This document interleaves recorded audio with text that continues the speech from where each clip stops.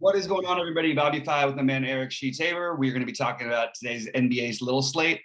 Eric, I had a decent night last night, but nothing like, it seems like you had a really good night. And tell us a little bit about it. I missed the live show. Sorry to miss it. I'll be around forever now. I just got. The live show was awesome because they literally just, I was kind of narrating through all the different build changes I made as new news came in. I went through my builds, and then after that happened, Butler got ruled out.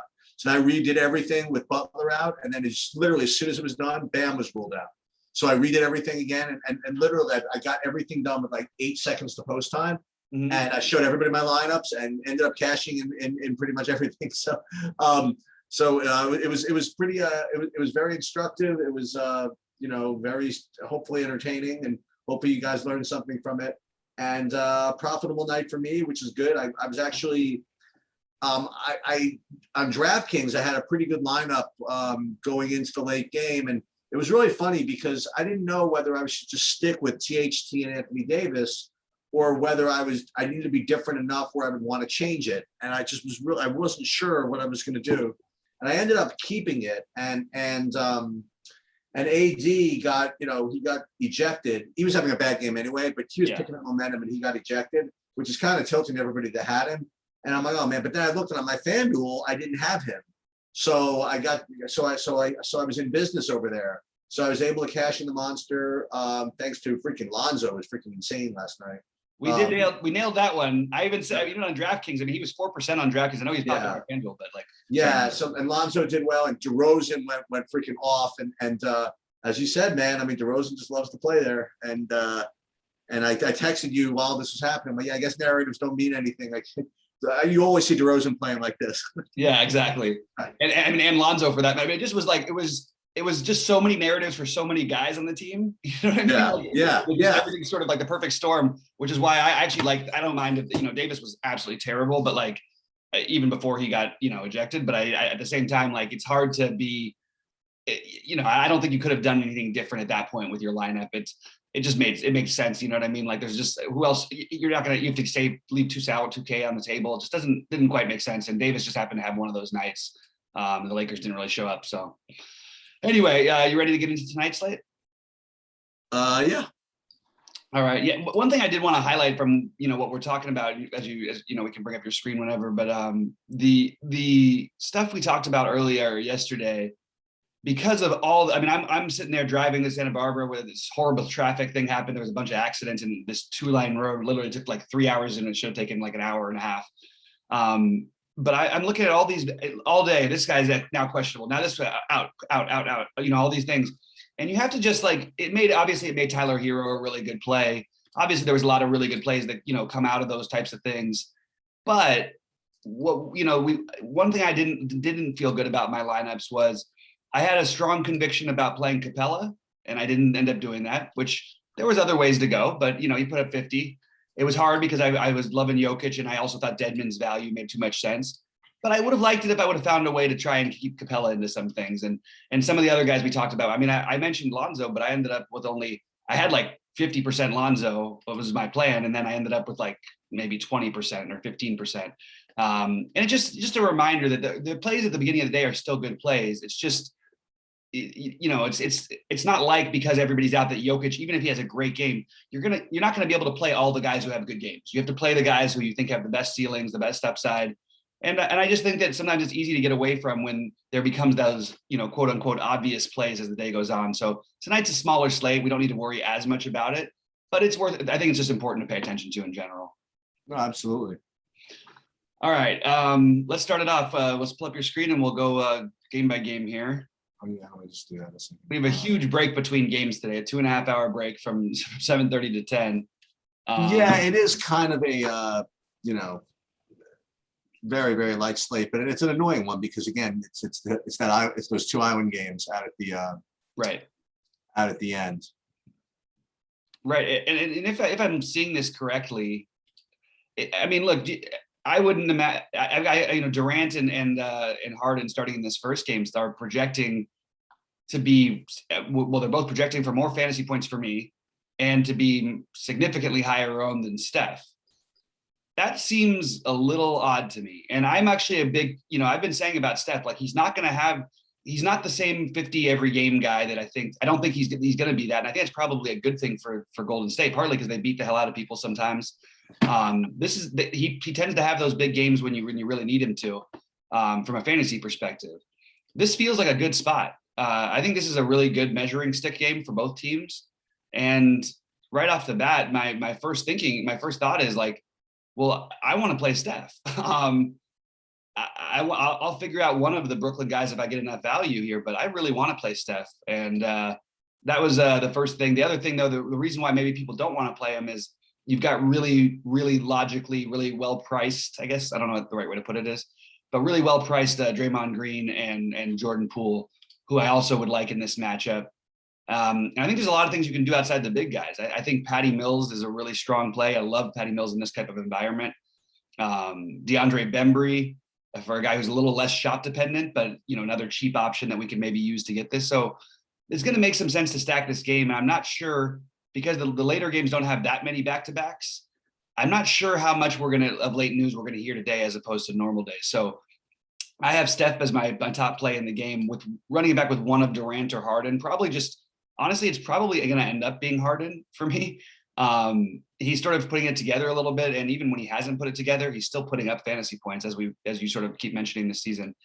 But then I want to get some Draymond. You can't do all these guys, obviously, but those are my high level guys of interest. And then I do want to get exposure to some Patty Mills, some Bruce Brown, some DeAndre Bembry, and then some Jordan Poole. I just don't know at what I think the ownership's going to be with like guys like Green and Poole, which I think will be really high. I don't know where they're going to end up for me, but I have Steph one, and then one of the Brooklyn guys, then the other Brooklyn guy, whichever one, KD or Durant, and then I want to spend up for Green and Poole. But of the value, I think I like Patty Mills the best. Yeah, so this is my view on well, I'll give you my view on the slate as well. Is I personally think the value is pretty bad tonight. Mm-hmm. However, it's only a 3-game slate, so I don't think it really matters how bad it is. Like I think you'll end up with some very low scores tonight. And the first thing I think about when I think the value is poor is if there's ways to get the scores you need by playing mid-range stuff and just eschewing the value completely. But I'm finding when I'm first looking at it that's just not going to work. That the points just have to come, at least in some form, from one or two of those top guys. That being, Durant, Harden, Curry, or Paul George. Like that's the first thing. Second thing is my priority in this particular game is I actually, at least first glance, have Durant slightly better than Harden, but with significantly greater ownership. But this is early, and I have Curry, like you said, like kind of in between the two of them, with lower ownership than both of them.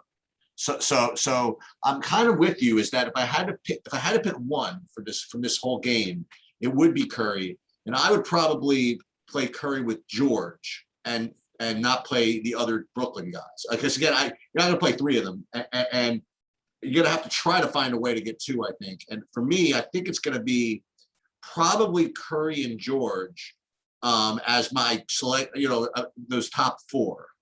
That's at least my first one. And with respect to the value, yes, even though that I don't particularly like it, you have to do something. And just the guys that rate the top guys for me, again, these guys you really don't want to play, but as Blake Griffin at 4K, he could get anywhere between 11 and 35 fantasy points. You know what I mean? And that's the top rated guy. And then Patty Mills, like you mentioned, I think I don't know if he started for, because Joe Harris is out and the other guy's out. And that's why these guys are hopping. So Patty Mills is the next best one, but it's no big deal. And LaMarcus Aldridge, I mean, yeah, probably next best, but no big deal. So if I don't get to any of them, it's really not going to bother me. But if I do get to them, I'll just kind of live with it and not cringe. So that's where I'm at with at least the Brooklyn side. Do you like any of the Golden State like value? Because I don't like anything other than Curry. I think Green is a cool, narrative guy too. I mean, he's got This is you think this is a game that he'd be particularly interested in putting out max effort for. Not that he doesn't always, but Yeah. So at 6,400 on a 3-game slate, I think that he could be played. Aside from those two, I didn't get to any of the other stuff like Andre Iguodala, guys like that. I mean, where are you? Can you value guys on Golden State or not really? So the interesting part about, I mean, I think that Iguodala would be a long shot. I mean, maybe if it was like a later game, we could eventually pivot it off into somebody else. What I'm interested in is that now that I'm taking sort of a deeper look at the projection sites. I think that so Draymond and Jordan Poole are going to rate out on a projection on a point per dollar basis to be, better plays than Wiggins, not by a ton, but better. But my guess is their ownership will be literally like 5 times what Wiggins is. And it's probably worth noting that Draymond Green hasn't put up 40 fantasy points in 10 games. And Wiggins has put up 40 in 2 of the last 3 games, 40 or more. Just an interesting thing to think about. You know what I mean? When the ownership slants one way. So I actually am going to probably, if I do want to get this game into a stack, which I kind of do, it might be, maybe a Curry, Wiggins, the value for Brooklyn, and one of the big guys, or not even. I think you could even do it without them. Probably, again, I would rate Mills as the best one, but I think that there's a huge, I mean, it depends on where the ownership ends up on him, because it's a huge wide range of he's going to be entirely shooting dependent against a team that's been pretty good defensively, although they do play fast, which is a good style for him. Blake Griffin, DeAndre Bembry, all these guys, you could see a little bit of, are going to see a bump, but it's going to, I don't know, Bembry's probably going to feel like the safe one for a lot of people. I think Patty Mills is the one with the highest upside, but the problem is he probably is going to be owned. So is Bembry probably. And I think Bruce Brown is getting a little bit forgotten in all of this. And he's the one who's actually legitimately the safest to probably get 5X. And I think there's room for, his minutes projection I'm looking at is 29. He could easily end up playing 32, 33, 34 minutes. Without Joe Harris, it's going to go depending on how things are rolling for the team at the time. But it obviously is a really interesting game. And I think you want to at least have a few pieces of it, even if you don't want to stack the game. Some of these guys are going to get there. And for me, it's Mills, Griffin, then Bembry, maybe Brown if he ends up really low owned as the value. And then I like you, I don't love the value for the other side. It's hard to justify anything, but I do think Wiggins is a really good pivot off of what should be a pretty chalky situation. Also, we have to keep an eye on Damien Lee and make sure that, he did play again in the last game after sitting out one, but he only played 15 minutes, which is weird. I don't know why he's sort of favored out of the rotation, or if it was an injury related thing, or if they're playing Moody some minutes. I just think it's probably reaching because it's the first game. So we could probably find better value than Damien Lee, but that was all I got. Do you want to move on? Yeah, let's move on. Do you want to start off with Philly and Utah? Yeah. So I'm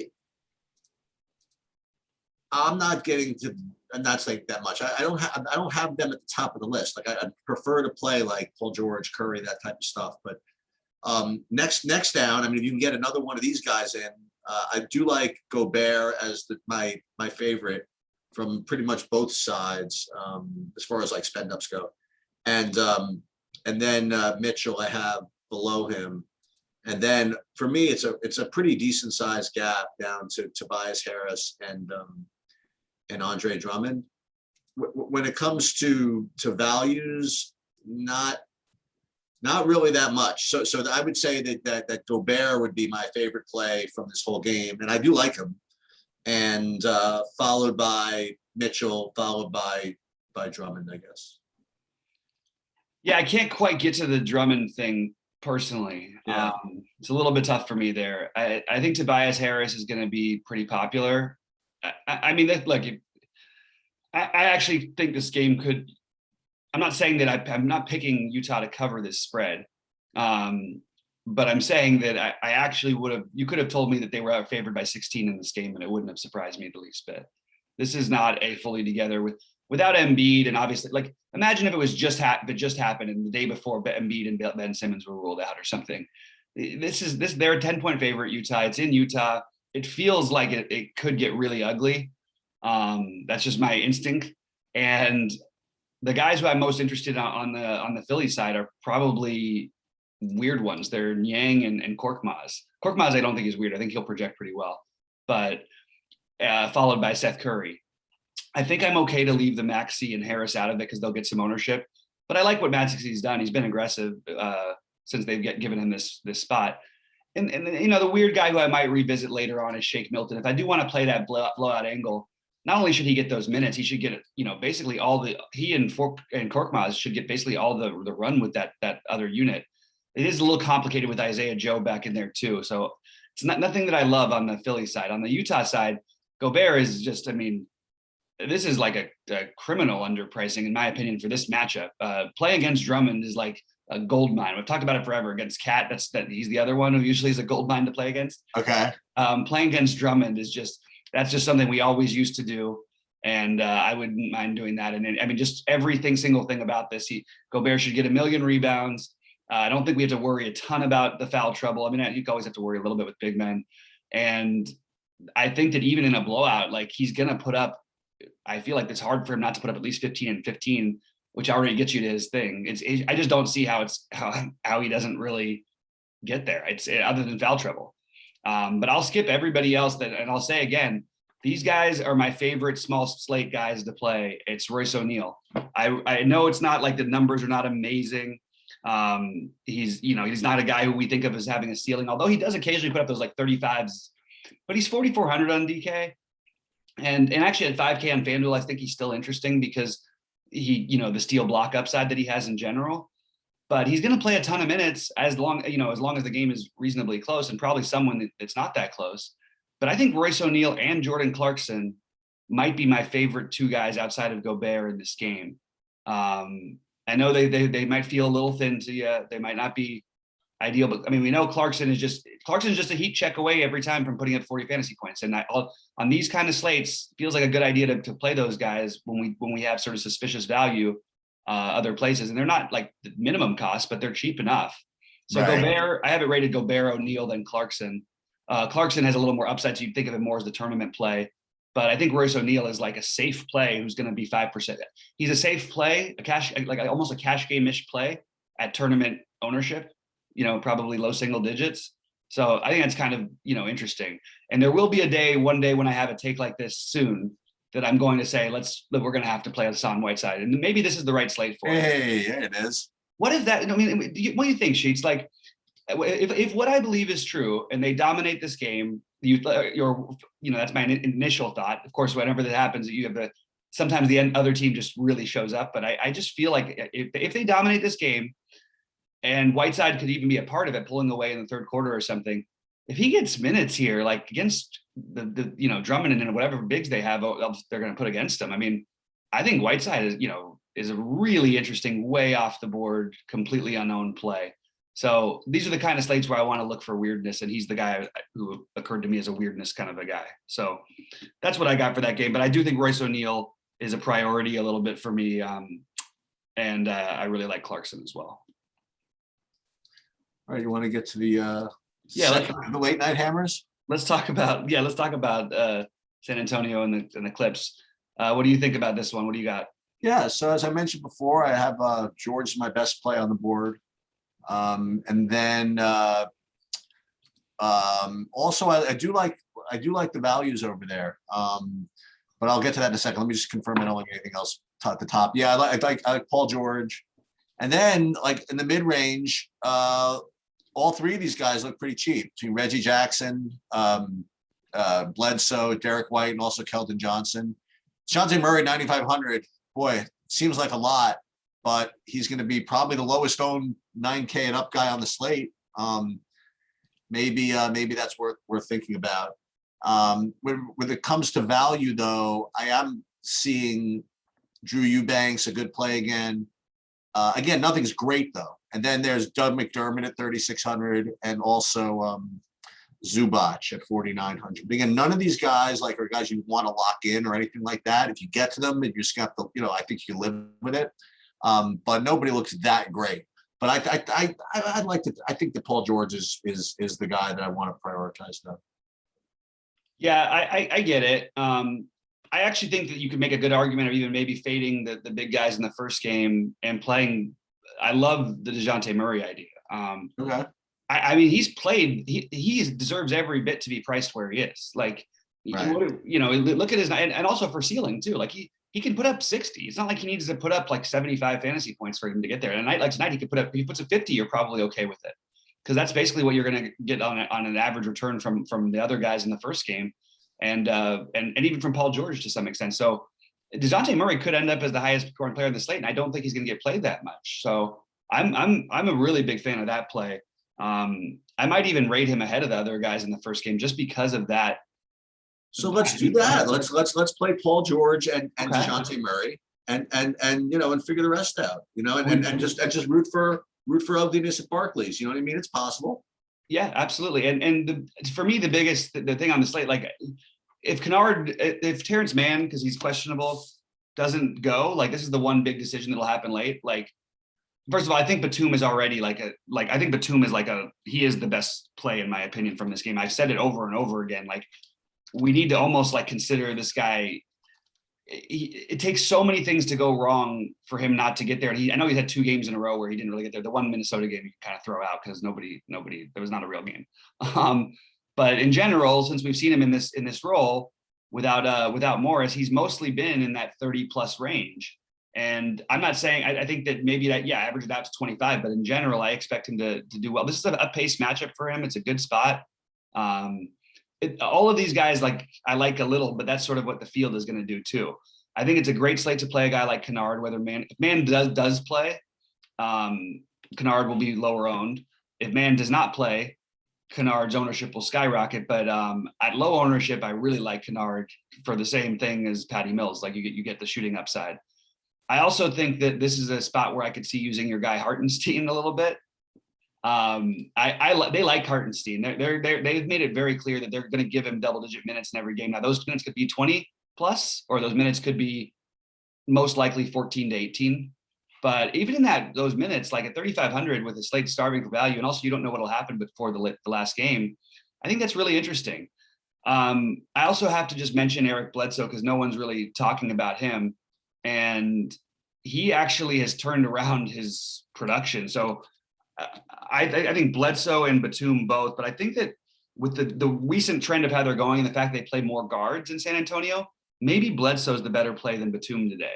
And I don't expect Bledsoe to get a ton of ownership. So I guess if I had to rank these guys of level interest, I do like Paul George a lot. I don't know what I want to do with that whole thing because I do think I want to correlate on this kind of a slate more than I would need to on a giant slate. So I think I would like to maybe play the Paul George and run it back with Dejante Murray on the other side. And by the way, Reggie Jackson is that's just too cheap. This guy shoots 4 for 17 and he puts up 26 fantasy points. He shoots, you know what I mean? Like he's going to put up in the 30 range. And then if he gets hot, he can put up 50 plus. So I guess I prefer George over Jackson. I know that's a weird different price thing, but that's my priority thing. And then I think I might go Bledsoe because I think he'll be the lowest owned as my next favorite play with Kennard and Hartenstein. I'm sorry, with Batum, then Kennard and Hartenstein. I don't know what to do with the Eubanks and Zubac. I think they're both extremely viable. I don't think that we've seen this with San Antonio when they don't need to go big. They don't tend to play Eubanks as much for the most part, but occasionally they have, even like against that Dallas game he put up 26 in that one. It's fine. I actually think he's got higher upside, than maybe most people would perceive. But outside of like Derek White and Keldon Johnson are fine. They're interesting, but I just feel like I want a guy who could occasionally get there. So maybe the other play, maybe Lonnie Walker is a guy I would try today just at 3,700. I feel very mixed about the value on the Spurs side because their rotations are so, other than Dejante Murray, you don't really know who's going to get all the minutes. And I think Doug McDermott is showing up as this huge play for everybody. I'm going to try to fade that. But if he's like, he makes more sense on paper than Hartenstein does, but everybody's going to see that. And he's probably going to have, 3 times the ownership of Hartenstein.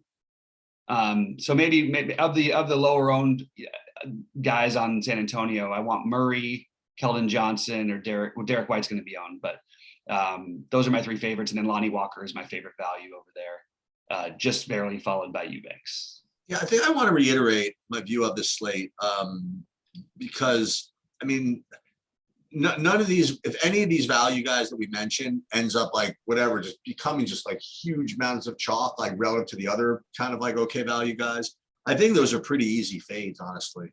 Yep. Not that they're necessarily not going to get there, but I just don't think you're giving up much by fading it, you know. So that's my initial view on the slate, and I like your idea, or our idea, whatever, of maybe doing something with Dejante Murray, but either him or Curry, I think, you know what I mean? Mm-hmm. I think those are the one of those is kind of the idea here to get a little different on the three gamer. Yeah. Yeah, I agree. So I'm just looking at like through, just to sum up the guys who I sort of like the most in the slate, and they're all going to be different ranges. I do like Curry, George, and Murray right now as my favorite three spend ups. But I think I may build a lineup with a Curry and a Harden. And I may build a lineup with a Murray and a George. You know what I mean? Right. I think it's pretty close between all these guys, or a Harden or a KD and a George. I really like Patty Mills. I really like Andrew. I like the ownership on Andrew Wiggins a lot. I just think that, you know, just in relation to the guys on his own team, I think it's a good spot for him too, by the way. On top of it, you're going to have a weirdly bad defender. Like you might get Blake Griffin on him at certain points, which is just not it's a great matchup. Royce O'Neill, I love on these slates. Murray, Batum, I already mentioned Murray, but Bledsoe, Batum, and Clarkson. Those are sort of my favorite of the plays, with Hartenstein, Kennard, Korkmaz, Whiteside being maybe my larger field guys. Okay. And I'll be around 6 Eastern. Are you gonna be there? First of all, it would probably be 6:30, right? 6:30. You're right. I don't know if I'm going to be there. I'm Okay. gonna have to let you know. Well, I got it covered either way, but always be good to have you there. But guys, we'll see you at 6. It's always hard in the mornings. Remember to try and be flexible with your lineups, but keep in mind some of the plays that maybe might look like they don't look so interesting later in the day when we hear some news. So good luck to everybody, and we're going to be back with some other videos for golf and football and all that stuff. And we hope you guys crush it. Good luck.